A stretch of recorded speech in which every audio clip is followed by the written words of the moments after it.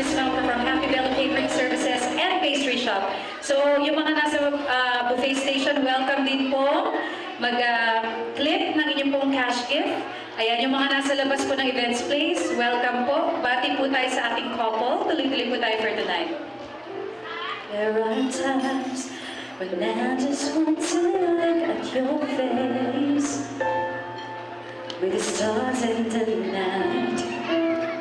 There are times when I just want to feel your embrace in the cold of the night.